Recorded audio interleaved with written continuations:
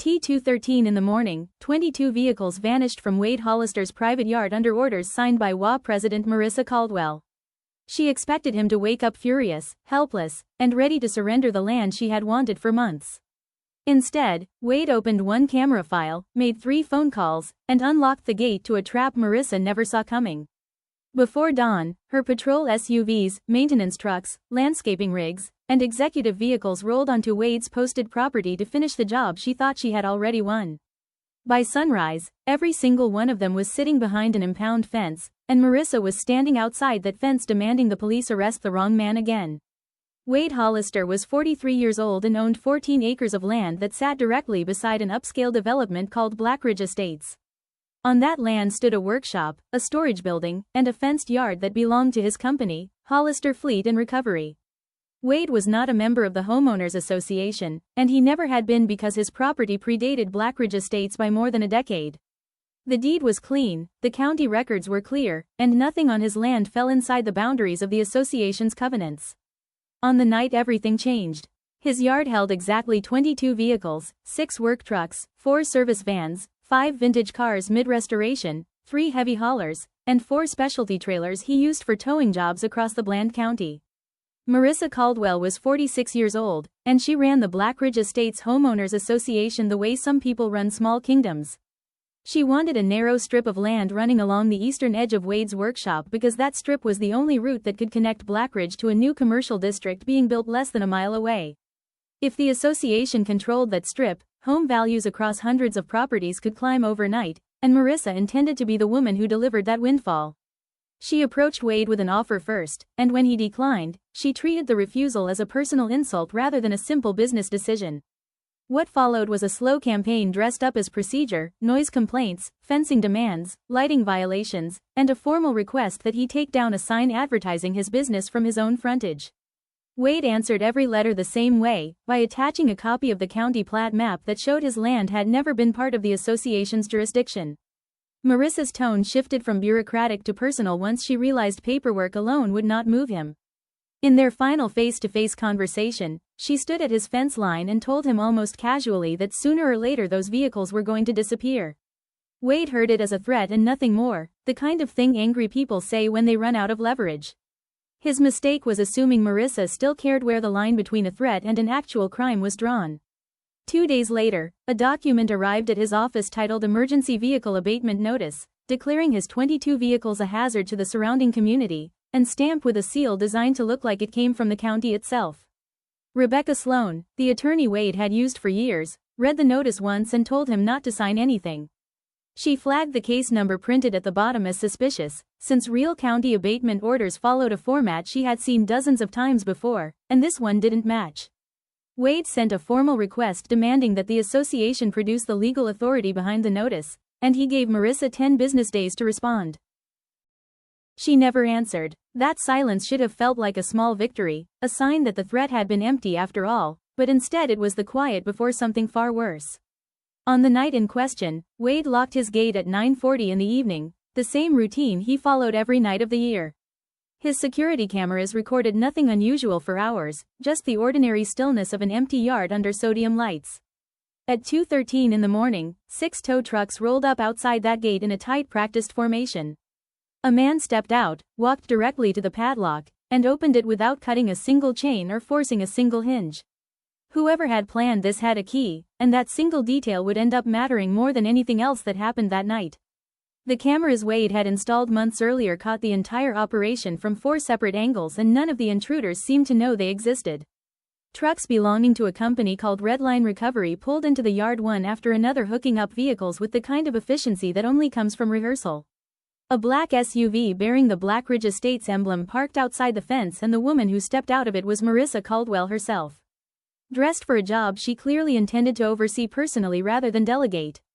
Troy Kessler, the owner of Redline Recovery, walked the yard with a folder of papers bearing Marissa's signature, directing his drivers toward each vehicle like a foreman running a shift. The first truck disappeared down the road, then the 5th, then the 10th, and the yard began to empty in long methodical waves. By nearly 4 o'clock in the morning, the space that had held 22 vehicles just hours earlier was almost bare, with only tire tracks and a scattering of loose gravel marking where each one had been. One of the crew members even climbed a short ladder to remove the visible camera mounted near the front gate. Satisfied that he had erased the only witness to what they'd done, he never looked up toward the workshop roofline where 3 smaller cameras Wade had added after a break in the previous year continued recording without interruption. Those hidden cameras caught Troy turning to Marissa and saying almost proudly that all 22 were gone just like she wanted. Marissa's reply was captured just as clearly, her voice calm and satisfied as she told Troy that by the time Hollister got around to fighting this, the land would already belong to them. That single sentence confirmed what Wade had suspected from the beginning, that this operation was never really about vehicles at all. It was about clearing the yard so the strip of land beneath it would look useless, undefended, and easy to acquire. The last truck pulled away at 4:17. But instead of taking the vehicles to any licensed storage lot, the convoy drove them to an industrial warehouse leased under the name of a shell company nobody in town had ever heard of. Wade woke at 4:32 because his security system sent an alert warning that several camera feeds had gone dark. He opened the footage from his phone and stared at an empty yard where 22 vehicles should have been sitting under the morning stars. The potential losses ran into the hundreds of thousands of dollars between the trucks, the vans, the restoration cars, and the specialty trailers he depended on for his livelihood. Any reasonable person might have grabbed their keys and driven straight to Marissa's front door or stormed the Blackridge Estates clubhouse demanding answers before sunrise. Wade did neither of those things. He sat down at his kitchen table, opened the footage a second time, and watched it frame by frame instead of reacting on instinct. On that second pass, he noticed something the crew had missed in their rush to finish the job before daylight. One of the Redline drivers had dropped a printed copy of the emergency vehicle abatement notice directly beneath the hidden roofline camera, and it had landed face up on the gravel. Wade zoomed into the image until the case number at the bottom of the page filled his screen, memorizing the string of digits before calling Rebecca at an hour most attorneys would never pick up for a client. She logged into the county record system while he waited on the line searching for a case number that according to every database available to her simply did not exist.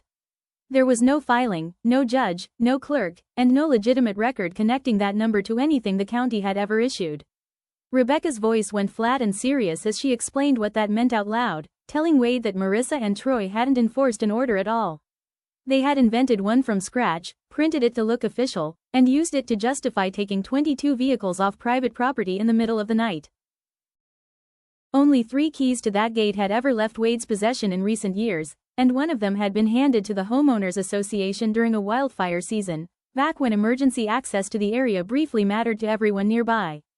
Marissa had told him at the time more than once that the key had been returned once the fire danger passed. The evidence sitting in Wade's driveway that morning made it obvious that promise had never been kept. Marissa's second mistake landed in Wade's inbox around 5 o'clock in the morning in the form of an email dripping with satisfaction rather than caution. It informed him in language clearly meant to humiliate that his unauthorized commercial nuisance had been removed from the neighborhood for good. Wade didn't argue, didn't threaten, and didn't type a single angry word in response. He replied with one sentence asking her to confirm in writing that she had personally authorized the removal of all 22 vehicles from his property. Marissa, still convinced she held every advantage, answered without hesitation, stating plainly that yes, she had authorized the entire operation herself. Wade saved that email, immediately forwarding a copy to Rebecca before Marissa had time to reconsider what she'd just put in writing. He didn't respond again, didn't gloat, and didn't give her any reason to suspect she had just handed him a signed confession. Confident that Wade's yard was now empty and his business crippled, Marissa moved straight into the next phase of her plan without pausing to think it through. She believed that with the vehicles gone, Wade would have no way to defend the strip of land she still wanted and no ability to stop her from claiming it outright. So, she ordered the association's entire maintenance division to head for his property and begin installing temporary fencing along the exact boundary line she intended to seize. Around 5:20 that morning, an enormous convoy began rolling out of the Blackridge Estates service yard toward Wade's land. 12 patrol SUVs led the way, followed by 7 maintenance pickups, 5 landscaping trucks, 3 technical service vans, and 2 executive SUVs reserved for association leadership. In total, 29 vehicles, nearly the entire operational fleet the association depended on to function day to day, pulled out in a single line behind Marissa's own vehicle. Every one of them was headed directly toward the same gate that had been emptied of Wade's fleet only hours earlier. Marissa was turning her first mistake into something far larger without any idea of what was waiting for her. Wade opened his main gate wide before the convoy arrived, a gesture Marissa would later misread as surrender rather than invitation. Just inside that gate stood a weathered but unmistakable sign that had been there for years, stating in plain block letters that this was private property, that only authorized vehicles were permitted, and that unauthorized vehicles would be towed. Rebecca had been explicit with Wade that morning about one condition. None of his own equipment could touch a single association vehicle, no matter how satisfying that might feel. Calvin Rourke and his fully licensed crew would handle every single tow, keeping Wade's hands legally clean throughout whatever happened next. Every camera on the property was already recording, and all Wade had to do now was wait for Marissa to drive her own fleet onto ground where she had absolutely no legal authority to stand. At 5:31 that morning, Marissa's SUV crossed the threshold of Wade's gate, followed closely by 28 more vehicles trailing behind it in a long confident line. Wade checked his watch, noted the time without a word, and then walked to the gate and swung it shut behind the last vehicle in the convoy. Marissa stepped out of her SUV flanked by two association managers fully convinced she was arriving to take formal possession of land that should have belonged to Blackridge years ago.